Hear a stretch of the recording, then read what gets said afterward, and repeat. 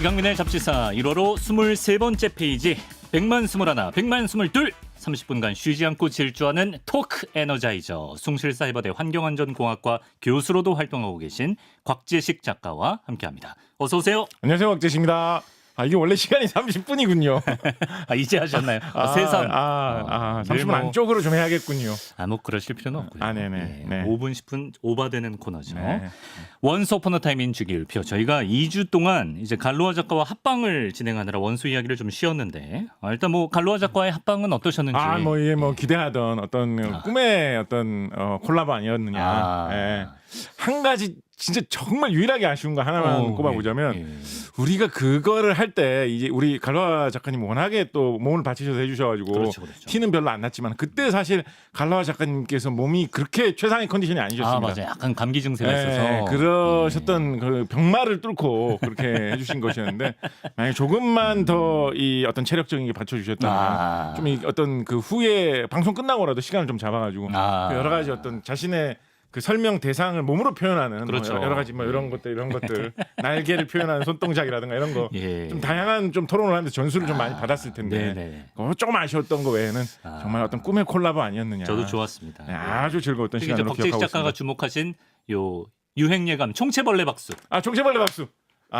이거 잡지사 이거. 구독자라면 이제 콘서트장에서 총체벌레 박수 쳐 주셔야죠. 그렇습니다. 재밌었습니다. 네네. 자, 오랜만에 원소 오퍼너 타임인 주기율표를 진행해 보겠습니다. 오늘은 25번째 원소 망가니즈 얘기를 해보겠습니다. 망가니즈.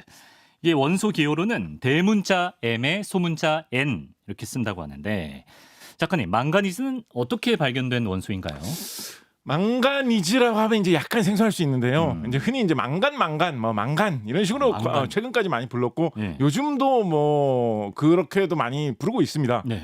이게 이제 대한화학회에서 조금 더 국제적으로 더 이해하기 쉬운 용어를 일찌감치 쓰자라고 해서 영어식으로 망간을 읽는 망가니즈라는 말을 이제 표준으로 잡아가지고 화학계에서는 이제 망가니즈가 더 맞는 말이다라고 하고 있는데 화학계 이외의 다른 계하고는 협의가 별로 잘 안 돼가지고 온갖 다른 곳에서는 아직도 이제 망간 이런 식으로 많이 이야기를 하고 있고 국어 사전에도 제가 알기로는 아마 망간이 표준으로 올라와 있던 것으로 망간이라고 합니다. 네, 알고 있는데 일상생활에서 접하시기로는 아마 전지, 건전지 이런 데서 많이들 보셨을 것입니다.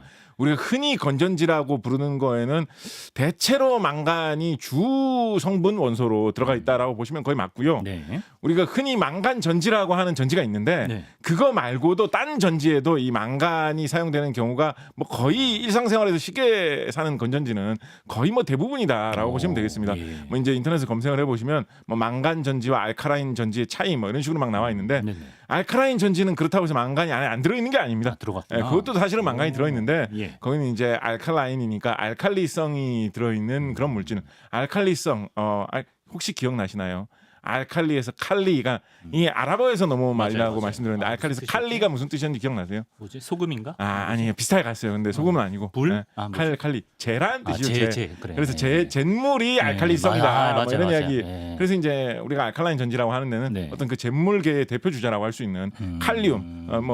대한화학회에서 바꾼 영어식 이름으로는 포타슘이라고 하는 포타슘의 포타슈가 팟애쉬에서 온 거 기억나시죠? 기억났어요. 그래서 그 수산화 포타슘, 수산화 칼륨이 더 들어 있어서 알칼라인 전지 이런 식으로 이름을 붙여서 부르는 것인데 그것도 사실은 어떻게 보면 망간 전지 진화형이라고 볼 수 있을 정도로 우리 일상생활에서는 이제 전지와 관련돼서 많이 접할 수 있는 것이고 그다음에 철을 더 좀 튼튼하게 하기 위해서 철에다가 합금으로 좀 섞어 넣는 용도로도 망간이 특히 최근 들어서 좀 주목을 받고 있는 그런 경향도 있는데요.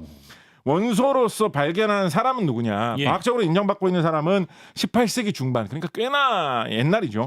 칼 셸레라는 학자가 이산화 망가니즈를 포함한 광석을 가지고 이런저런 실험을 하면서 처음에는 거기에 들어있는 염소계 성분을 잘 이용해가지고 거기서 염소 기체를 뽑아내는 그런 실험을 하려고 하다가 염소 실험 쪽에는 별 눈이 좀 덜 가고 근데 여기에 염소가 문제가 아니라 희한한 게 들어있는 것 같은데 라고 살펴보다가 이상한 게 들어있는 것 같다라고 생각을 해서 여기에 새 원소가 우리가 지금까지 모르고 있는 원소가 있을 것 같다라는 생각을 하게 됐는데 그거 자체를 순수하게 그것만 분리해가지고 확인하는 데는 그다지 성공적이지 못했습니다.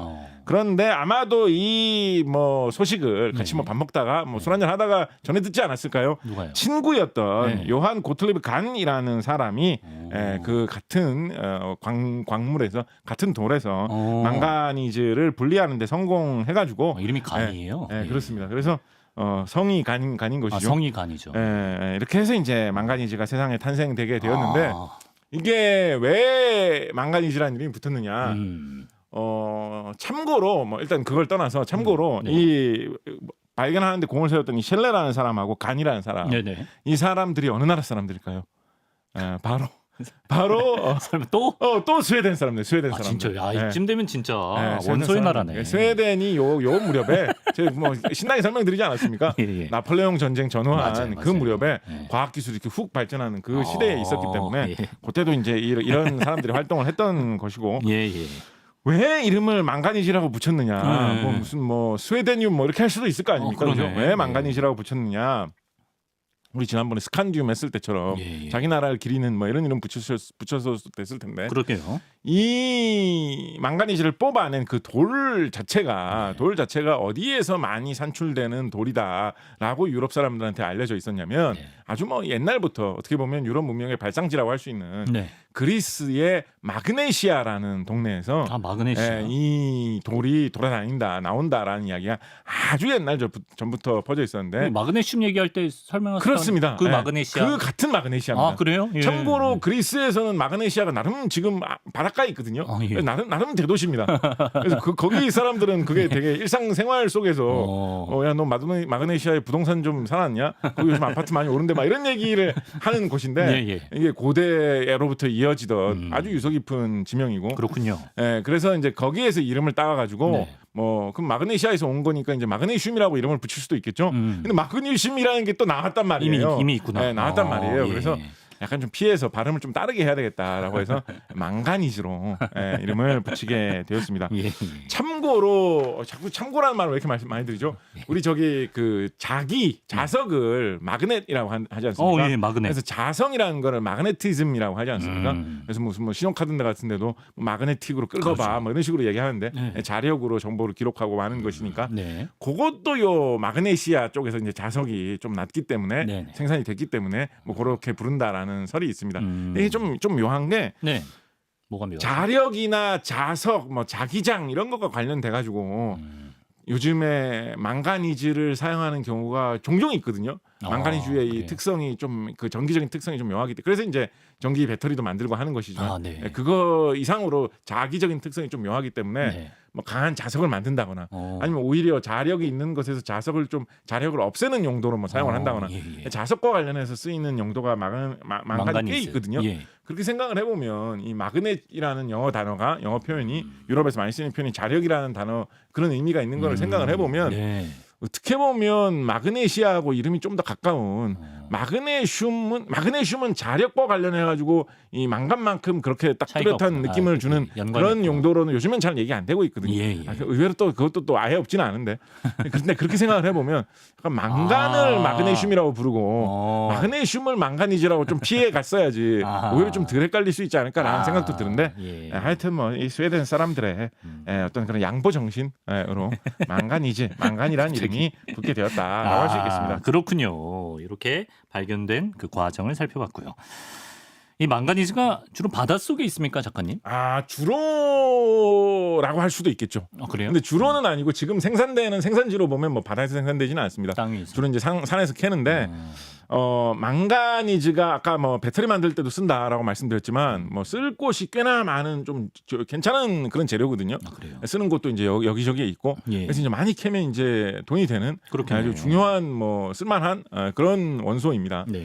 그런데 과학자들이 해저 바다를 연구하다가 진짜 희한한 걸 하나 알아냈는데 이건 진짜 이거는 진짜 들어보시면 뭐 이게 말이 되라고 하지만 그런 건데 제가 좀 제일 신기한 걸로 하나 그 예시를 이게 사실은 전부는 아닌데 제일 신기한 사례로 하나를 가져와서 말씀드리면 상어가 이빨이 강하지 않습니까? 강하죠. 상어를 다룬 영화 중에 이제 가장 인기를 끈 영화 제목 뭐죠? 조스죠. 조스지 않습니까?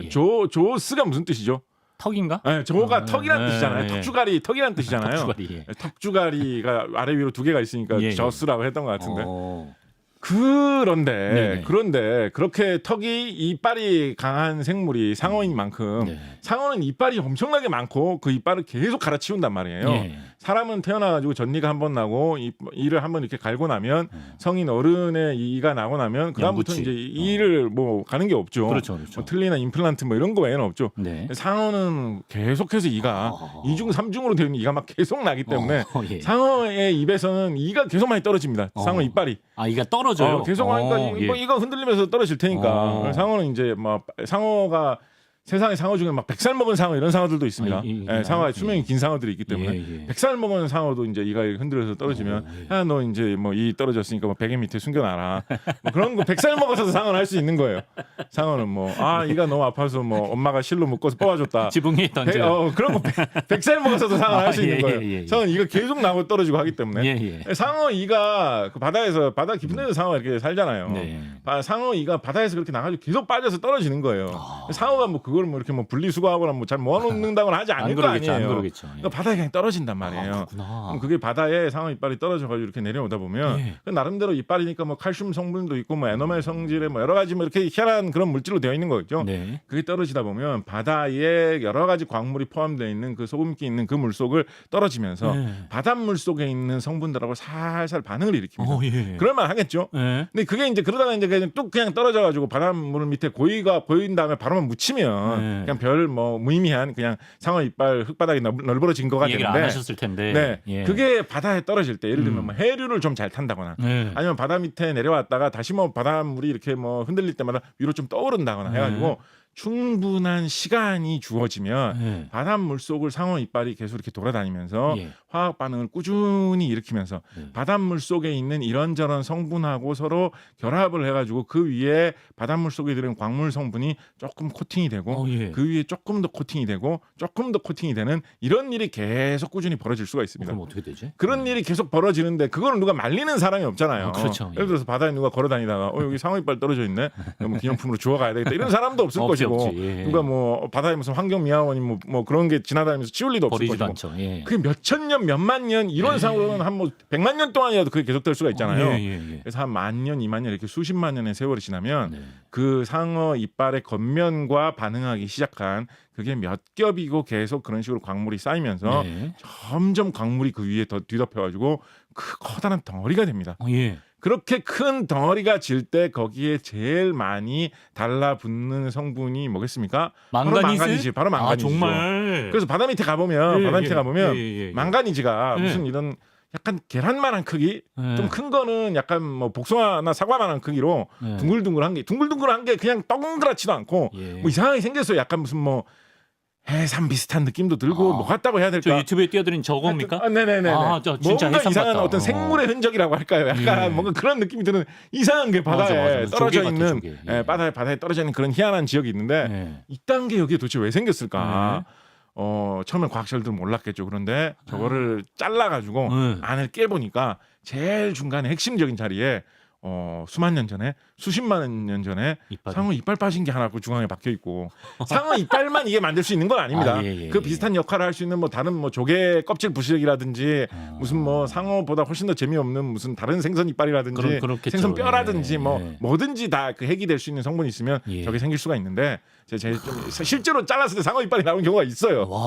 그래서 저런 게 생기는 저런 덩어리를 망간이 주재료인 덩어리다라고 해서 망간단괴라고 부르는데요.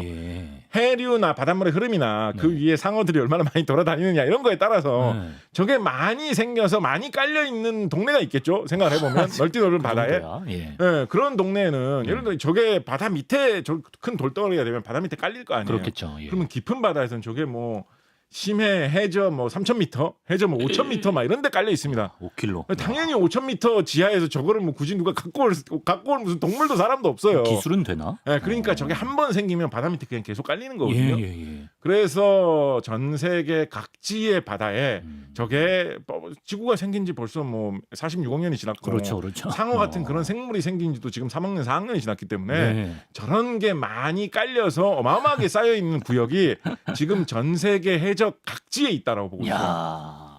저 망간 단계를 저걸 그래서 사람들이 몇 개를 채취해가지고 그걸 성분을 분석을 해봤거든요. 네네. 당연히 망간 덩어리니까 저게 뭐 망간이 필요하다 그러면 저거 주워다가 쓰면 되겠네. 라는 거는 뭐 당연히 할 수 있는 생각이고 예. 망간뿐만 아니라 그 안에 다른 성분도 좀 들어 있을 거다라고 보고 있거든요. 뭐 네. 예를 들면 뭐 금 성분도 좀 들어 있다라는 뭐 그런 이야기도 있고 금 말고도 무슨 뭐 다른 여러 가지 금속 성분들이 망간하고 같이 섞여가지고 많이 들어 있기 때문에 저거는 장점이 뭐냐면 일단 바다에서 잘 건져 올릴 수만 있다면 무슨 뭐 산을 파고 굴을 깊게 파고 그렇죠, 들어가가지고 캐내고 이런 게 아니지 않습니까? 네네. 주워오면 되는 거거든요. 그렇죠. 예. 주워가지고 부숴가지고 녹이기만 하면 주재료인 망간은 망간대로 쓰고 부재료인 다른 금속 성분들은 다 분리해가지고 뭐 금도 없고 뭐 그렇죠. 은도 없고 하면 되는 거니까 그걸 파괴 안 해도 돼. 우리가 금속을 산에서만 캘 게 아니라 바다에서 망간 단계를 건져 올리면 이게 큰 장사가 될 거다라고 해가지고 사람들 사이에서 굉장히 많은 관심을 받은 지가 벌써 한 50년 이상 지났습니다. 아, 그래요? 한 50년, 60년 지났는데 관심만 받고 있나? 관심만 받고 실제로 발견된 지역도 많이 있어요. 태평양 서쪽 지역에 망간 단계가 아주 어마어마하게 널려 있는 지역이 있다. 뭐 이런 것도 사람들이 좀 알아냈거든요. 그래서 요거에 관심 있는 과학자들이 지금 꽤나 많이 있는데 뭐 50년 전, 60년 전부터 알려져 있던 거니까 이게 이제 미래의 금광이다 뭐 이런 식의 분위기가 뭐 옛날부터 그런 말이 있었는데 기술이 그렇게 바다 깊이 있는 거를 쉽게 캐낼 수 있을 정도로 뭐 3kg? 뭐 3kg면 뭐 괜찮은 겁니다. 그 정도만 돼도 5,000m 밑에 있는 경우도 있기 때문에 기본 2,000-3,000m는 생각을 해야 되거든요. 기술이 많이 발전하지 않은 것도 있고 그리고 이제 그런 게 있죠.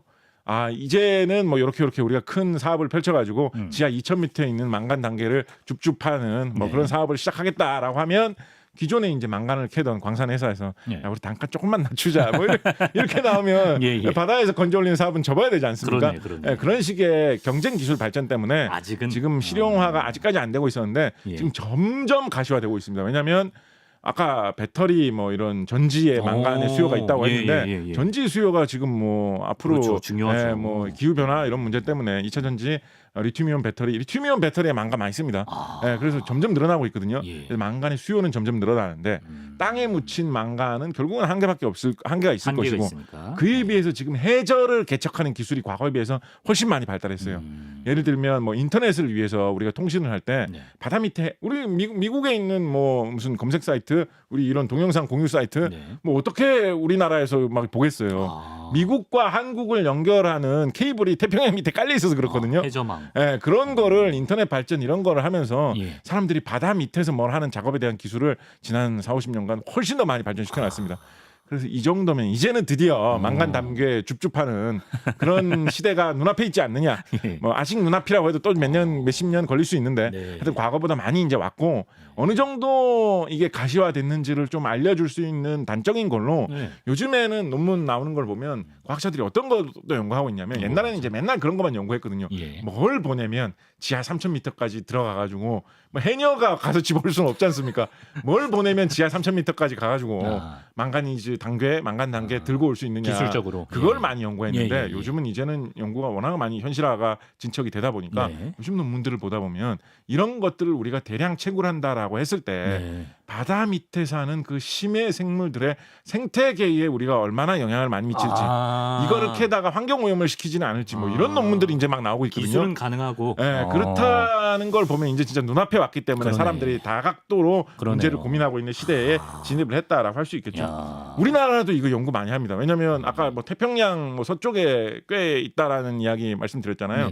우리나라에서 별로 안 멀거든요. 그거에 비해서 우리나라가 바다, 뭐 배 이런 거에 대한 기술, 뭐 로봇에 대한 기술은 그래도 뭐 세계적으로 보면 상위권에 있는 편이고 더군다나 우리나라에 뭐 예를 들어서 우리나라에 뭐 바다 뭐 금광, 은광이 뭐 엄청 있다라고 하면 우리나라 산에도 많이 나는데 굳이 바다 왜 캐냐라고 해서 별로 안 하겠지만 우리나라 광물 자원이 그렇게 많지도 않기 때문에 요거 우리나라에서는 꽤나 예전부터 눈독을 들이던 아이템이다라고 보시면 되겠습니다. 수천 년 전 상어의 흔적이구나 저게.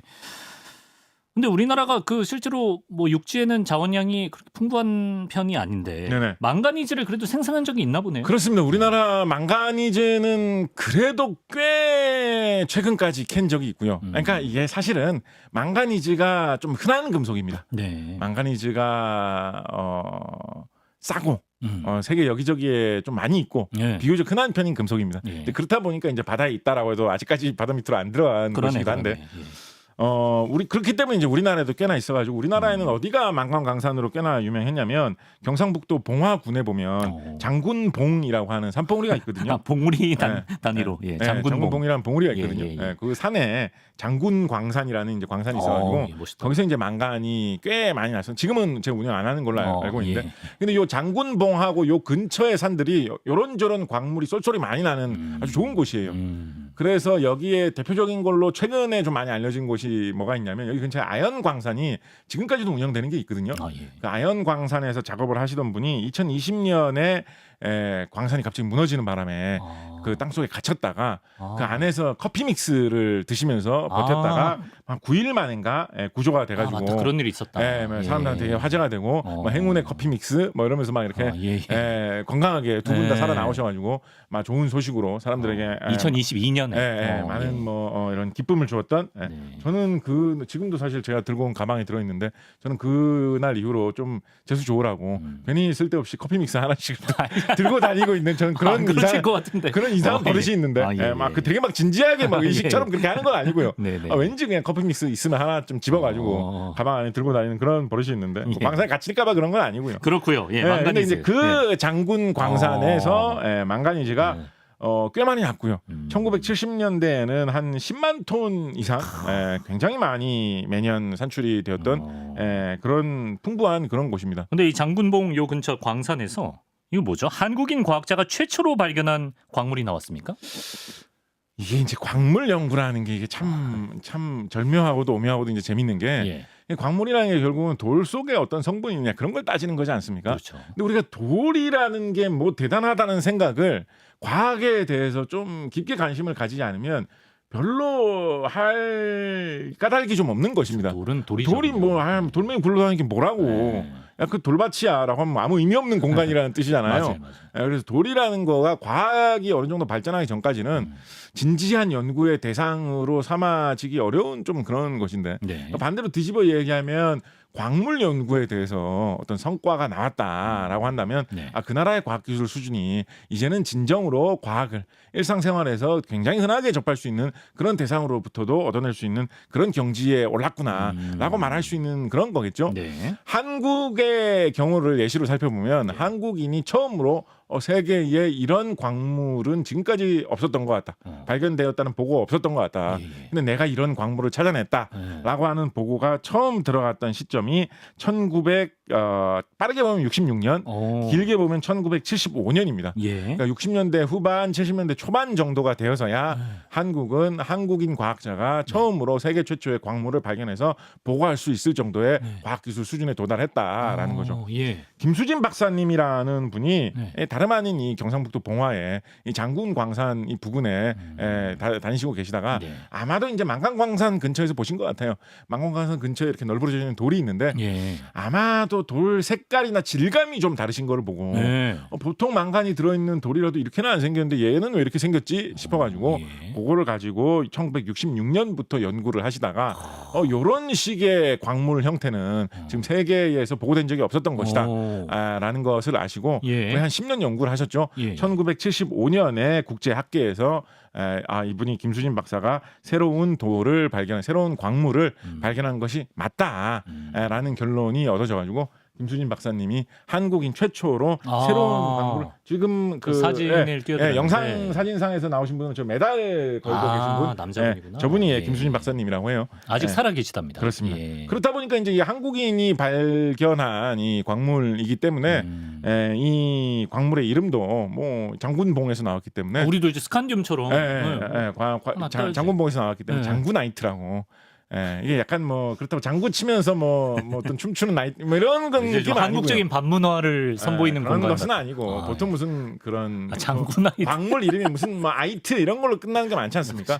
이거는 장군봉에서 발견된 것이기 때문에 장군나이트다. 장구를 치면서 춤을 추는 것이 아니다. 광물의 이름이다. 근데 이제 제 생각에는 뭐 약간 뭐 한국 뭐 지질학회라든가 한국 광물학회 이런 곳에서는 약간 어떤 파티나 축제를 할 때 오늘은 장구나이트를 한번 운영을 해보자라고 하는 것도 뭐 적절하지 않나 라고 생각을 합니다. 이거 하나만 좀 말씀을 드리자면 그러니까 망간이 이렇게 한국에도 많이 나왔을 정도로 좀 흔한 금속이지 않습니까? 싼 금속이고 그렇다 보니까 이게 요즘에 어떤 걸로 또 많이 좀 한국인의 또 주목을 끌고 있냐면 뭐죠? 우리나라에서 유망한 산업으로 우리 저기 리튬 시간에 말씀드렸지만 2차 전지 산업, 배터리 산업이 뭐 지금도 뭐 주식 관련된 뭐 방송 틀기만 하면 뭐 2차 전지주가 올랐고 내렸고 뭐 이런 이야기를 합니다. 그렇죠. 세계 여러 나라 주식 시장 중에서 2차 전지주라든가 배터리주라는 그 섹터, 그 분류 자체가 있는 나라가 몇 개가 안 되는데. 진짜. 우리는 그렇지 않겠습니까? 그거 뭐 되게 주력으로 많이 생산하는 나라 몇 개나 있다고. 우리나라나 중국 뭐 이런 나라에는 전지주, 2차 전지주, 배터리주라는 게 있죠. 우리나라가 그만큼 굉장히 2차 전지 산업, 리튬 이온 배터리 산업에 진심이다. 국가 경제에 많은 걸 투자하고 있는 그런 나라인데. 2차 전지 리튬이온 배터리를 만드는 여러 방법 중에 우리나라에서 이제 주력으로 활용하고 주력으로 개발해가지고 잘하고 있는 그런 방식은 NCM 배터리라고 하는 방식이거든요. 그 이제 리튬을 주재료로 하면서 거기에 NCM, 니켈, 코발트, 마지막 M 뭐겠습니까? 망가니즈를 부재료로 해가지고 만드는 그런 배터리 방식인데요. 여러 가지 실용화된 대용량 리튬이온 배터리 방식 중에서도 성능이 좀 가장 좋은 방식으로 알려져 있습니다. 성능이 좋다라는 거는 이제 같은 부피, 같은 무게로 만들었을 때 전기를 많이 충전할 수 있고 오래 쓸 수 있는 배터리다라는 거죠. 그에 비해서 지금 뭐 우리나라를 추월해서 세계 1위의 배터리 대국, 2차 전지 대국이라고 하는 중국 같은 경우에는 우리나라보다 NCM 배터리를 잘 만들지 못하거든요. LFP 배터리, 인산철 배터리라고 하는 다른 방식으로 인과 철 원소를 리튬과 같이 쓰는 다른 방식으로 배터리를 만드는데 이 배터리는 과거의 NCM 배터리보다는 성능이 좀 떨어진다라고 알려져 있었습니다. 대신에 이제 인산철이니까 뭐 인철 좀 흔한 느낌의 부재료가 들어가 있잖아요. 그래서 단가를 싸게 할 수 있었다라고 알려져 있었어요. 이게 이제 중국의 기술 특성하고도 잘 맞아떨어지고 여러 가지 뭐 외부적인 여러 가지 상황하고도 잘 맞아떨어져가지고 중국에서는 이 LFP 배터리로 사업을 크게 해서 큰 성공을 거뒀거든요. 그러다 보니까 요즘 NCM 배터리가 예전 같지 않습니다.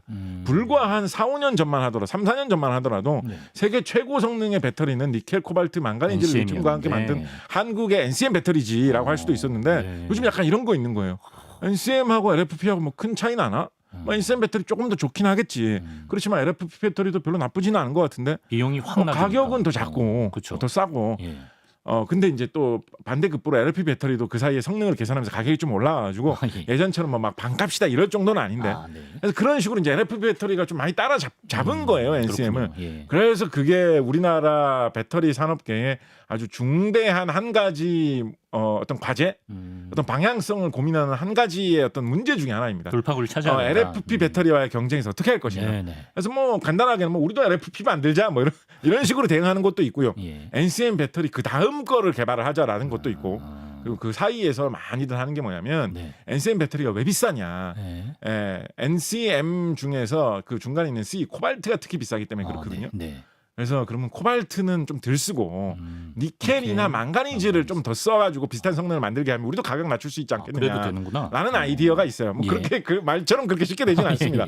그래서 이제 쉽지는 않았는데 최근에 이제 흔히 하이니켈이라고 요 배터리 주식 투자하시는 분들은 다 아실 거예요. 그래요. 하이니켈 하면서 니켈 양을 과거보다 대폭 늘려가지고 코발트를 좀 덜 쓰고 비슷한 성능을 내는 NCM 배터리가 한번 이렇게 유행을 하면서 지금 좀 그쪽 제품들이 많은 좀 화제가 되고 있거든요. 그래서 이제 그 방향으로 개선을 하는 쪽으로 지금 어느 정도는 또 한 발 내디딘 거예요. 중국 업체들이 LFP로 다시 또 막 추격해 오겠죠. 그렇죠. 그러니까 이거 말고 더 센 뭔가가 없을까라고 하면서 요즘에 간간히 조금 이야기가 나오기 시작하는 게 니켈보다 더욱더 싼 망가니즈를 많이 써가지고 니켈이나 코발트를 덜 쓰는 식으로 NCM 배터리를 만들면 가격 더 낮출 수 있지 않을까라고 해가지고 하이망가니즈인가?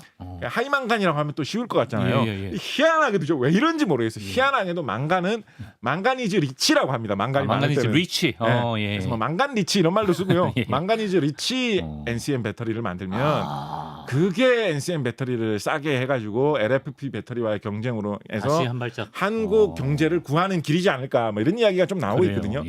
뭐 어떻게 될지는 좀 이제 살펴봐야 되겠습니다만 그래서 이제 망간이 사실은 우리나라와 어떻게 보면 인연이 이렇게 많은 그러네요, 한국 진짜. 최초, 그러니까 이 생각해보면 한국 최초의 어떤 한국 과학 기술을 상징할 수 있는 네. 한국 최초의 한국인이 발견한 광물, 이것도 망간에서 왔고, 그러네. 망간 우리나라에서 나기도 났고, 예. 망간 단계 때문에 한국의 해양 연구하는 사람들이 관심도 많고, 예. 배터리 때문에 망간을 어떻게든지 더 잘 써보려고 지금도 노력하고 있고, 그렇죠. 경제와도 밀접한 관련인 이런 것이고, 네. 한번 생각을 해보면 그러네요. 예. 이 나라의 과학기술 수준이나 이런 게 어떤 의미가 있는가 이런 관점에서 생각을 해보면 만약에 김수진 박사님이 우리 조금 더 한국이 더 발전된 시기에 한국의 과학기술이 좀 더 발전된 그런 다른 평행 우주에서 예. 활동을 하셨다면 예. 김수진 박사님이 스웨덴의 그 시기 같은 그런 그렇죠. 환경에서 예. 하셨으면 훨씬 더 김수진 박사님이 인정받고. 망간을 발견했을 수도 있잖아요. 예. 이거 장구나이트 아니야? 이러면서 살펴보다가 여기에 근데 새로운 원소가 있는 것 같아라고 해가지고 뭐 제 친구하고 같이 이야기하다 보니까 야 이건 뭘까라고 예. 하다가 야 이거는 새로운 원소인 것 같다. 장군봉이 마그네시아 거기가 될 수 있는 거예요. 야 우리 예. 봉화에서 발견됐으니까 이거 그렇죠. 봉화니즈라고 하자. 뭐 이렇게 됐을 수 있는 노릇 아닙니까? 맞습니다. 그래서 스웨덴의 18세기 중반하고 우리의 20세기 중반 정도의 한 200년 정도의 그러네. 격차가 우리 역사에서 좀 보인다. 네. 이런 이야기도 해볼 수 있겠죠. 시간이 많이 지나서 벌써요? 마지막 이야기가 될 것 같은데 네. 근데 이 망가니즈가 진짜 한국인이랑 좀 인연이랄까요? 좀 깊다고 할 수 있는 게 네네. 망가니즈도 우리 몸속에 꼭 필요한 원소인데 우리 한국인들이 많이 먹는 식품 중에 망가니즈가 많은 식품이 있다고 들었거든요. 그렇습니다. 망간이즈 뭐 많이 먹을 필요는 없고요. 우리 몸속에 있는 여러 가지 이제 효소라든가 이런 예. 거를 만들 때 재료로 아주 극소량 활용이 되기 때문에 자연스럽게 여러 가지 음식을 먹으면서 그 음식 속에 포함되어 있는 네. 망간이 몸속으로 좀 들어가면 적당하다. 그러면 뭐 먹고 사는데 큰 지장 없다라고 하는 그 미량 필요한 원소입니다. 네. 물론 뭐 어떤 특이한 환경 속에서 예를 들면 그러니까 망간이 우리 길 가다 나 망간 좀 먹어야 되겠으면 길 가다 망간 퍼드시고 이런 분 안 계시잖아요. 그거 많이 먹으면 또 안 좋은 거잖아요. 그렇죠. 네. 그래서 망간이 중독되고. 어떤 경로로 오냐면 아까 무슨 장군봉 이런 데는 이제 망간이 많이 있는 곳이고 그런 데가 아니라도 흙 속에 망간이 다 조금씩 있지 않겠습니까? 예. 근데 거기에서 뿌리를 내리고 자라는 여러 가지 뭐 과일이나 채소나 곡식 같은 게 자라다 보면 네. 그 채소나 과일의 몸속에도 망가니즈가 조금은 들어가 있겠죠. 예. 그럼 그 과일이나 채소를 먹으면 사람 몸속에도 이제 망가니즈가 좀 섭취할 수 들어온다. 있고. 뭐 이런 식으로 사람 몸에 자연스럽게 예. 망가니즈가 들어오는 걸로 기본은 충분한 그 정도면 충분합니다. 네. 근데 이제 사람에 따라서 예를 들어서 내가 무슨 어떤 특이한 사막 지방에 가가지고 3년 동안 거기서 연구를 하고 왔다. 네. 그래서 그 동네 근처에서만 나오는 작물만 먹고 3년 동안 살았는데 예. 그 동네는 특이하게도 망가니즈가 너무 없는 동네였다. 뭐 이럴 수 있겠죠. 예. 그렇게 한다면 이제 망가니즈가 부족하게 되면 네. 그것 때문에 여러 가지 뭐 병이 생기거나 할 수 있는 것인데 예. 뭐 그렇게 되면 몸속에 뭐 뼈가 좀 안 만들어진다거나 뭐 이런 문제가 그래요? 생길 수도 있다라고 하는데 뭐 그게 크게 문제가 되는 사례가 한국인한테는 그렇게 딴 나라 사람들에 비해서 좀 없을 수밖에 좀 없는 게 네. 뭐 어떤 음식이 맞나? 쌀에도 망가니즈 좀 있고요. 그래요? 쌀에도. 그럼 뭐. 그래서 뭐 흔히 한국 사람들이 먹는 식품 중에 이거 꽤나 들어 있는데 좀 특별히 한국 사람들이 많이 먹는 음식 중에 망가니즈가 좀 많은 거 살펴보면 예. 최미경 선생님이라는 분이 2007년에 발표한 연구 결과가 있는데 거기 보면 우리 쌀 중에 약간 좀 그 특산품 쌀처럼 판매되는 흑미라는 거 있지 않습니까? 흑미. 탄쌀 말고요. 예. 흑미라는 거 있지 않습니까? 예. 그 흑미 같은 경우에 대체로 이렇게 살펴보면 일반 쌀보다 망가니즈가 좀 많다. 많은 경우에는 5배까지 많은 경우도 확인이 되었다라고 하니까 뭐 흑미는 의외로 그렇게 많은 나라에서 또 먹지 않거든요. 그렇죠. 우리나라에서는 이상하게 약간 인기죠 이게. 밥에 흑미 좀 섞여 있고 이래야지 좀 뭔가 웰빙 열풍 불었을 뭔가 때. 좀 멋있어 보이고 이런 게 좀 있죠. 그래서 멋있어 보이는. 한국 사람들은 망가니즈가 경제에도 어떤 중요한 역할을 하고 있고 그리고 다른 나라에서 잘 안 먹는 깻잎에도 많다. 깻잎에도 맞아요. 깻잎에도 망가니즈가 예, 좀 있고. 깻잎. 한국 사람들은 이렇게 그러네, 망가니즈가 진짜. 한국의 과학사의 중요한 상징으로도 자리 잡고 있고 예. 망가니즈가 난 적도 있고 망가니즈를 딴 나라 사람들에 비해서는 좀 더 많이 먹고 있기도 하다. 한국인의 원소. 내 몸속에 망간피가 흐른다. 그건 좀 과장이겠습니다만 좀 관심을 가져보셔도 좋은 원소이겠습니다. 그렇습니다. 또 잡지사가 위치한 대한민국과 연관이 깊었던 귀중한 원소 25번째 원소 망가니즈에 대해서 오늘 알아봤습니다. 오늘 재미있는 원소 이야기해 주신 곽재식 작가님 말씀 고맙습니다. 감사합니다.